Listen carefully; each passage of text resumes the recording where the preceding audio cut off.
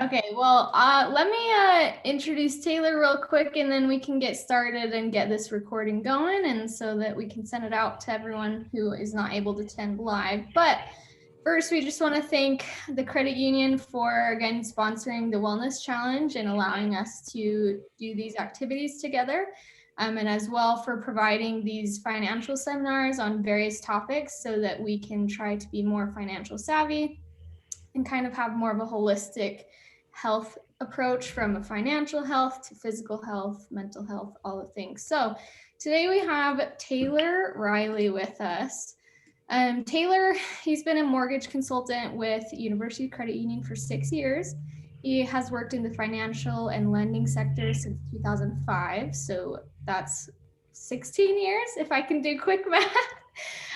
He received his 4-year education from the University of Utah, which we love, with a major in health promotion and education with a minor in nutrition. He states that his education has helped him immensely as part of his mortgage portfolio in reverse mortgages. Who would have known his geriatric nutrition and geriatric health classes would serve him in the mortgage industry? Last year, he completed over 400 mortgage applications, totaling more than $118 million, which is wild. He helped over 100 families purchase homes in 2020. He's passionate about homeownership and believes that it should be a major building block for future prosperity for every American's posterity. So, Taylor, thank you for being with us, and the floor is yours. Absolutely. Thank you. The first thing that I want to talk about when we talk about home ownership are the important factors of why I think it's so important to buy. One of the questions that people ask every single time that they're in my office is this a good time to buy? And my answer is always yes. There's really not a bad time to purchase a home. I know home prices are extremely expensive right now and the market's crazy. It's still an excellent time to buy. There's a lot of reasons of why you want to purchase a home. There are just an immense number of reasons. And a couple of things of why I talk to people about buying. One is that you get in at what the current cost of the homes are. If we look to see what the cost of the homes have been over the last 5 years, the average home price in Salt Lake County has gone from $272,000 to $425,000. So if you think about that for just a couple of seconds, in just 5 years, the home prices have gone from $272,000 to $425,000. So that's a number one reason why you want to get in. I don't see the boom stopping. Utah is a fantastic place to live. The amount of people that we have coming into the county and into the state of Utah every single year is a tremendous. And from 2010 to 2019, St. George grew at the third highest rate in the country of any city.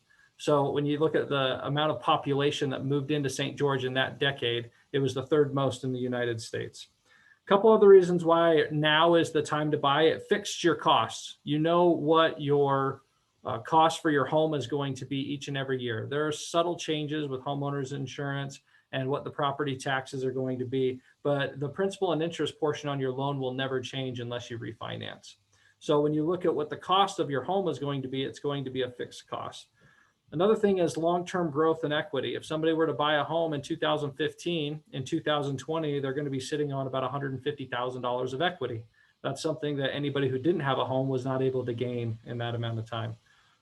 Retirement. I'm a firm believer that I'm 38 years old. Anybody my age or a little bit younger, if you don't have your home paid off by the time that you retire, it's going to make retirement exponentially more difficult. And so when we look at options for people moving forward, retirement is a big part of the conversations that I have with people. I believe that you need to have a plan by the time that you're 50 for the rest of your life, and that includes your mortgage. If you're over the age of 50 and you don't have a plan of when you're going to get your home paid off, or if you're going to get your home paid off, and how we can be able to utilize all the tools in front of us, you're just putting yourself further and further behind the 8 ball. I talked about reverse mortgages, and McKenna brought those up in my intro. The plan may not be to get your home paid off. The plan might just be to get it paid off enough so that you can be able to do a reverse mortgage. There's plenty of things that we have available for people. Everybody's situation is different. The last thing is generational wealth. Families that have grandparents that have homes and are able to be in their home more long-term and pass that on from generation to generation to generation. It's a big topic of conversation everywhere, social media, mainstream media. The generational wealth starts really with the equity that you have in your home, first and foremost. So when we look at what we can be able to do for people, those are all the reasons why somebody would want to purchase a home. Does anybody have any questions as of right now? No? Okay. So I'm going to talk about the history of homes in Salt Lake County right now. In 1980, the average home cost $68,000. And in 1990, it was only $84,000. So there wasn't a very big jump in terms of dollar amount, but percentage wise, you're still looking at about a 33% jump. The big jump happened between 1990 and 2000. Home prices went from an average of 84,000 to 176,500.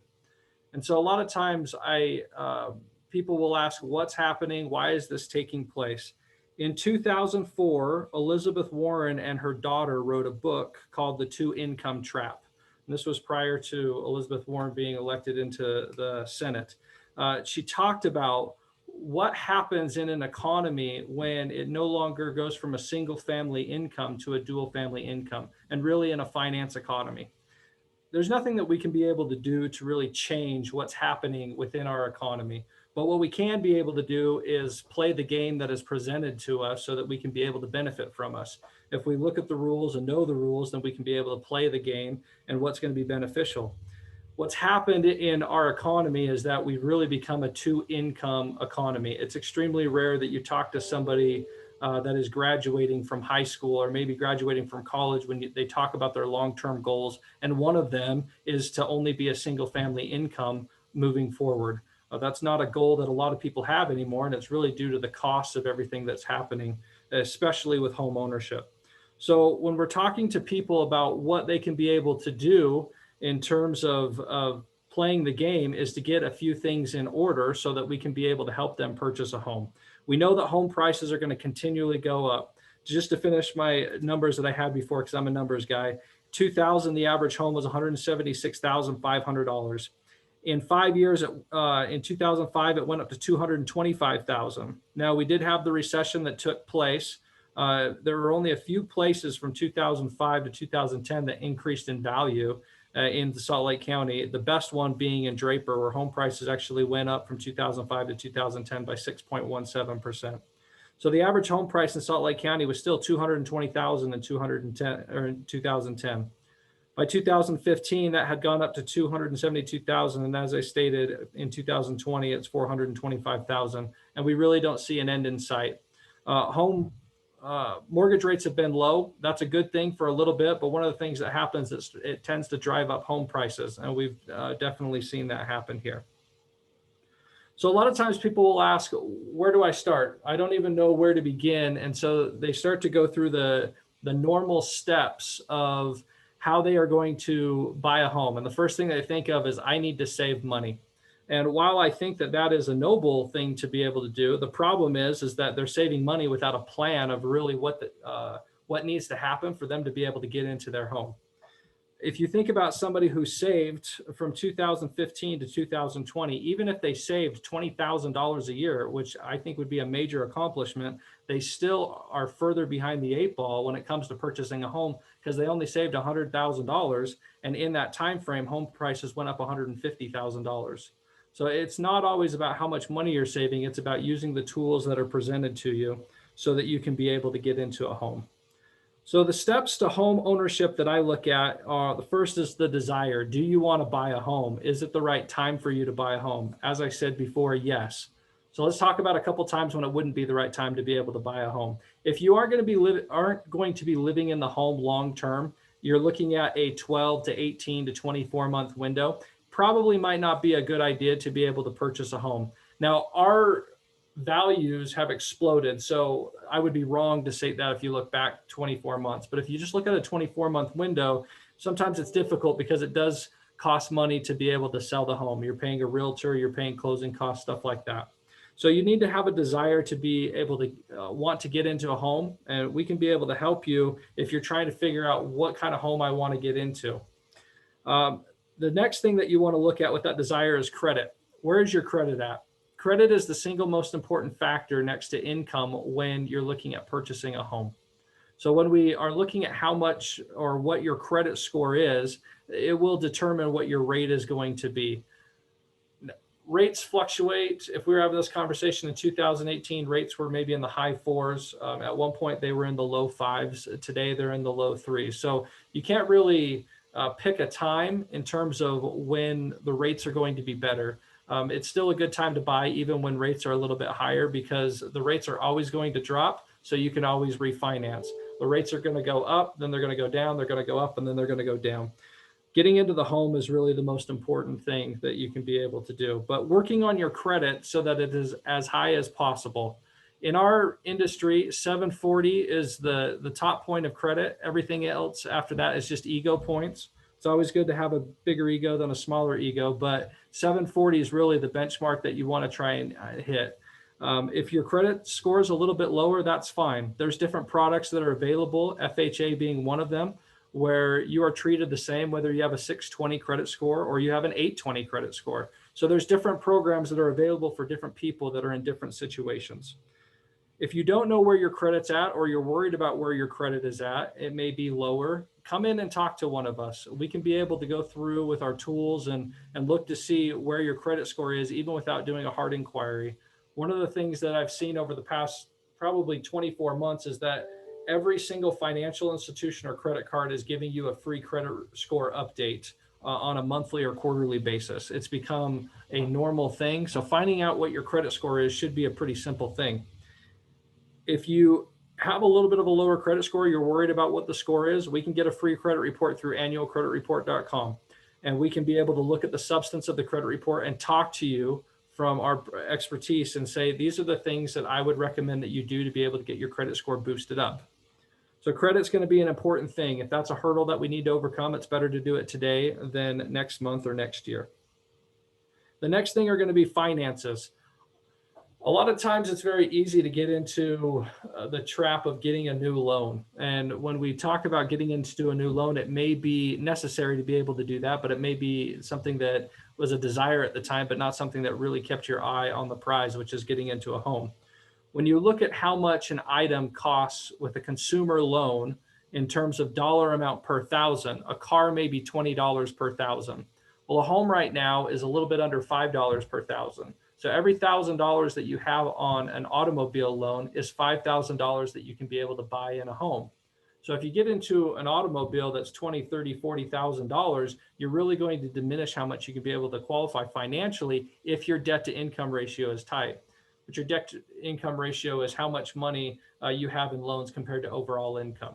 So there's going to be caps at how much we can be able to spend, or how much you can be able to spend with your income each individual month. So we want to make sure that your debt to income ratio is in line with how much you want to spend on a home. I'd say 5 years ago, 10 years ago, when I'd ask somebody how much they want their house payment to be, they would tell me $1,000. That was a very standard answer. It started to increase to about $1,200, $1,400, $1,500 a couple of years ago. Right now, if your number is not $1,800, it's going to be incredibly difficult for you to get into a home.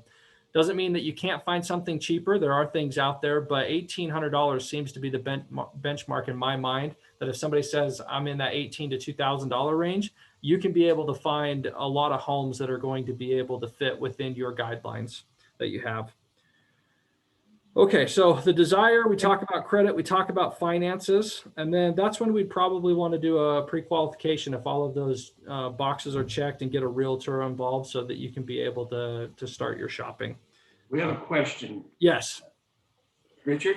So when you say $1,800 to $2,000, that's just the mortgage, not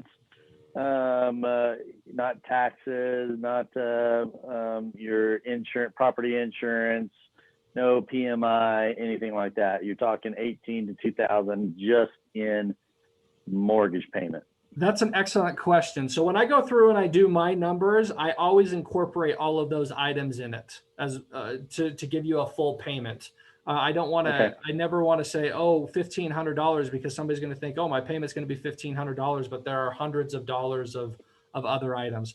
I'm glad you brought that up. Let's talk about that real quickly. So there's typically four, if not five things that go into what your housing payment would be each individual month. The first one's going to be your principal and interest payment. That is like any other loan. You borrow X amount of dollars, your interest rate by the time that you have will give you a payment that you need to make every single month. And at the end of that term, it's going to be at a zero balance. The other thing is going to be your property taxes. Each home has property taxes on it that you'll pay. Condos are less than townhomes. Townhomes are less than single family homes. Depending on where the home is located, we'll have different tax rates. Homes out in Riverton, Harriman seem to have much higher taxes than they do in Salt Lake County, even though the home, or excuse me, in Salt Lake City, even though the homes can be a little bit more expensive. So each place will have its own tax rate that we have to take a look at. Then you're going to have homeowners insurance. This is going to be for the property itself and the contents. If you're renting right now, it's just like renter's insurance, but you need to cover the home as well. So that's going to be something that you'll have. And then also, depending on how much cash you put down and what program you have, you might have mortgage insurance. So if you put less than 20% cash down, there's a high probability you're probably going to be paying mortgage insurance on your property. And then the last thing could be an HOA fee. If you have a property that has an HOA fee, that's something that you'll need to pay outside of your mortgage each individual month. So when I'm looking at $1,800 to $2,000, I'm really incorporating everything in that payment so that's how much you're paying out of pocket each individual month to live in that home. Okay, any other questions that you have on that? Excellent, thank you. Okay, so I talked about saving money and when is a good time to buy, and it's now. And this is really getting into a product that the credit union has, which is our 100% financing product for first-time home buyers. So this is an excellent product. I believe that we've had this for a little over 2 years. We were really excited when we were able to get this approved. We can be able to do a loan for anybody with a credit score above 680 for up to 100% of the value of the home or the purchase price, whichever is lower. And this really allows us to be able to help people get into a home with a very small amount of cash. You do have to put at least $1,500 into the transaction. However, in some situations, I've seen the seller pay for the buyer's closing costs. So they were able to get into a home with only $1,500 out of pocket. So when you think about the amount of money that it takes to be able to buy a home, when we're only talking about $1,500, that's a fantastic deal. So when we're looking at when is a good time to buy, it's now. And we have programs that are available to be able to help people so that they can be able to utilize that. Any other questions that anybody has? Somebody's got to come up with a question. Sounds like I'm screwed. So just out of curiosity.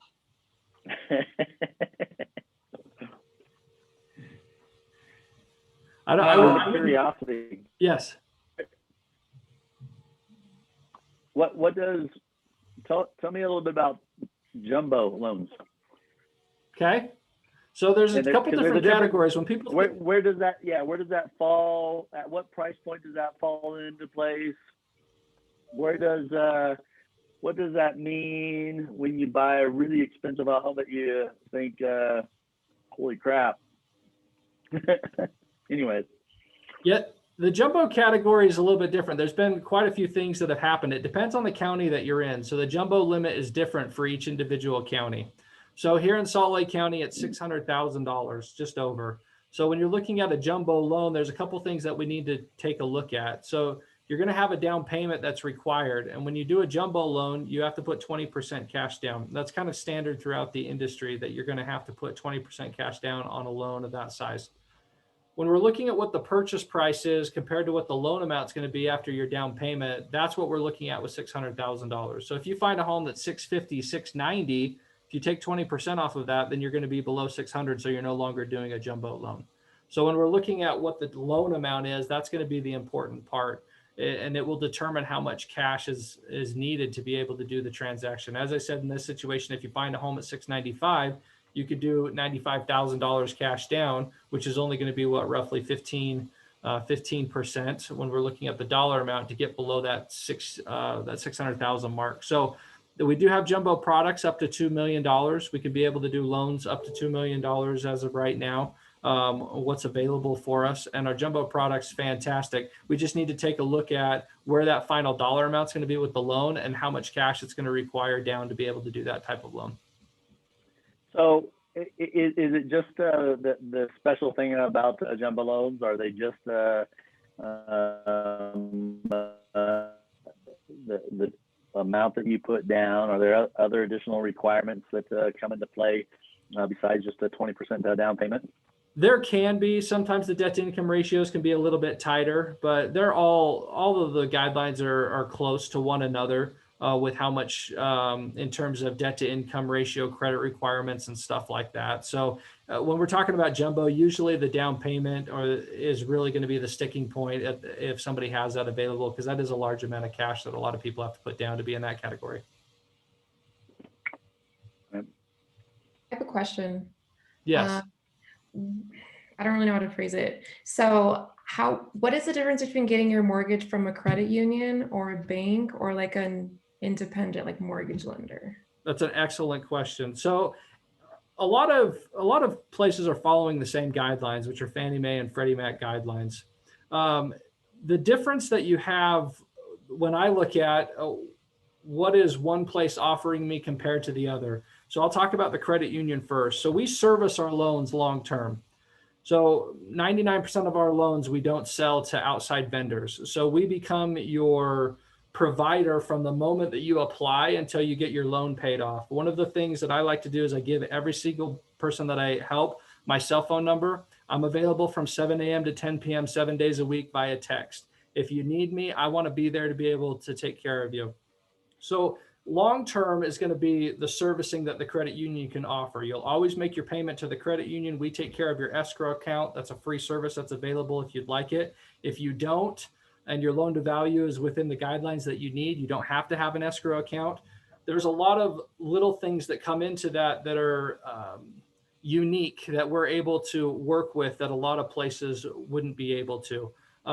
Banks will sometimes service their loan, sometimes they won't. Brokers rarely will service the loan. So what they'll do is that they'll take care of you from the time that you get your application done to the time that you close. And within 30 days, you're going to be making your payments to somebody else. Usually servicing, you're going to have change every 24 to 36 months is the time frame that I see as normal. So you're going to get a letter from somebody else in the mail that says we're now servicing your loan, which can be quite frustrating and a little bit of anxiety driven in that you'll get a letter on the 10th of the month that says, I'm no longer servicing your loan. You're going to get a letter from somebody else where you're going to need to make your mortgage payment.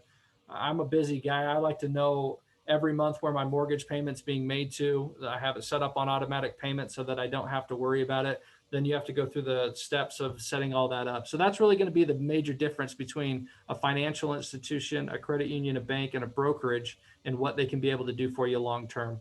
In terms of our loans, they're all going to be very similar. We're all going to have very competitive rates. We're all going to have very competitive fees. But that servicing aspect where we can take care of you long term, I think is what sets us apart. Any other questions? I have a question that is Yes. just pure curiosity. Mm-hmm. In Salt Lake Valley, is there any particular city that you've seen like inflate outrageously more than a different one? No, right now people are just trying to get into homes. And that's a question I ask people while I'm meeting with them is that where do you want to buy a home to kind of find out what's most important to them. But right now it's really about just finding a home. I don't think that there's one place that's become more expensive than others. There was something in the past that people talked about, which was how much did you pay per square foot? I don't find that people talk about that anymore. Location seems to be more important. If you know you're going to be buying in Sugar House, you're going to have a smaller home than if you buy in Sandy, than if you buy in Harriman. So the normal home size is definitely going to be different. So I think it's just the area as a whole, the values have increased tremendously. I wouldn't say that one place has been more than another. They've all just been higher. Gotcha. That makes sense. Any other questions? Okay, the last thing I want to talk about is down payment. So a lot of times people will be concerned about the down payment. We touched upon it before. There's a lot of tools that are available for you to be able to access your down payment. And so there can be programs that are available, government grants and stuff like that. Those have been a little bit more scarce just because the housing market has been so good, and a lot of the federal funds have been allocated to other resources over the last 12 months. But some of the other things that you can be able to do is tap into your 401k through 401k loans. Those are allowable funds. You can be able to take money out of your retirement. The IRS allows you to take a certain dollar amount for your first time as a first-time home buyer, up to a certain point. That's going to be penalty free. You'll still have to pay taxes on it, but it's going to be penalty free. There's a lot of different ways that you can be able to access funds for a down payment if you need to. As we talked about with our 100% financing product, I think if you were to have $10,000, you really could be able to utilize that program in almost any way possible. So when you're thinking about how much cash I need to be able to save or have access to, I think $10,000 would really allow you to do pretty much whatever you want. So there are a lot of different things that we can be able to talk about and ideas that we can be able to present to you so that you can be able to decide if right now is a good time to be able to move forward and how I can be able to do it. Most people, when they come sit down, they just don't even know where to start. And we understand that as professionals. We have the tools to be able to help them with this. And I understand where people are coming from. I don't understand anything about my medical insurance. My wife takes care of all of that stuff for me. Every time I get an EOB in the mail, I think that it's a bill that I need to send them money. So I just don't get it. And that's fine. We're here to be able to help you. We want to walk you through the process. If you come in and feel stupid, don't. We want to make sure that we sit you down, go through everything with you, ask questions, see where you're at, see what you're trying to accomplish, and really just hold your hand along the way. We have an excellent group of people to be able to help you. I have a book of realtors that I recommend to people. These are people that I trust. These are people that I would use myself if I sold or bought a home. We want to make sure that we're getting everybody in your corner who is there to be able to help you. It's not about the proceeds that they're going to be getting from being able to take care of your transaction. It's really just about being able to make sure that you are happy with everything that you have taken care of moving forward with getting into a home. Taylor, if people want to get in touch with you and for more questions or whatever, what's the best way to reach you? Yeah, I'm a text guy. So I appreciate a text. It's the best way to be able to get in touch with me because I'm really never off the clock with it. If you don't want to text me, you can send me an email or give me a call. My cell phone number is 801-201-9262. I'm available at any time. My office number is 801-481-8864. You can call me on that during business hours. I'm usually at my desk between 8:30 and 5:30, 8 to 5:30, somewhere in there. And then you can be able to email me. I'll give you that email address as well. It's my first initial T as Taylor, then my last name Riley, RILEY. And that's at ucreditu.com. And that's UCREDITU.com. And you can be able to send me an email as well. I don't get my emails on my cell phone, so that's why I prefer the text messages so that I can be able to get back to you pretty much whenever you send that to me. And I just wanted to remind everybody, if you haven't heard of our Exclusively for You program, it's a program of benefits that we offer University of Utah employees that we don't offer everybody. Yeah. And it does have some benefits on mortgages in there, options available for no closing costs, and 0.25% off origination fees. Absolutely. That sound right? Yeah. So let me give you some dollar amounts in that. So with the 0.25% off that we offer on the origination fee for university employees, if you're looking at a $600,000 loan, that equates to $1,500 in savings. So it's not a small amount that we give. It's a great product that we have and a great discount that we're able to offer people. Todd, you also brought up the no fee option. This it can go for purchases. It goes for refinances. A lot of times the people think it's going to cost them an arm and a leg to be able to do a refinance. I would say a high portion of my refinances are no fee options. I don't charge my members fees. The rate may be just a touch higher, but when I go through the numbers with people to explain to them what option I would go through personally if I were you. I go through and have the numbers back it up. Sometimes it's more beneficial to be able to pay a little bit more on closing costs to get a lower rate. We can be able to go through a variety of options with you. So one of the big things that I see a lot of times, people will come in and they'll be like, I meant to refinance. I've meant to refinance. I just never got around to it because I thought I was going to sell my home. And then they're 3-4 years into their loan and they've been paying $300-400 more in interest per month than they should be. So we can be able to do loans without any closing costs. I want to ask lots of questions, find out what you're trying to accomplish in the short term and the long term, and what we can be able to do to fit the right loan product, the right rate for you at this time, so that we can be able to allow you to walk through any financial door that you want to walk through in the future. That's awesome, Taylor. Thank you so much for meeting with us today and providing all the valuable information. I'm sure that everyone who will hear it will be very excited about it. I know I bought a home and I still learned something. So there's always more to learn, I guess. Absolutely. If you have any questions, even if you think that they're small and insignificant, just get in touch with us. A quick phone call can sometimes turn into a 30-minute, 60-minute conversation. Talk to the professionals, get professionals involved that have good information, that are trying to get your best interest taken care of. We can be able to do that for you so that we can be able to get you to whatever goal you're trying to accomplish. Awesome. Thank you so much, Taylor. And just to everyone who is watching, I will go ahead and send out Taylor's information that he gave us via the email so that you can reference his phone number and email. So that if you do want to ask him any more questions, you'll have all his information right there. But yeah, thank you again, Taylor. Thanks, Todd, for being here. And if anyone has any other questions, feel free to reach out to me and then I can kind of disperse information from there. But thank you, guys. Thanks, McKenna. Thank you. Thanks. Have a good one. You too. See ya.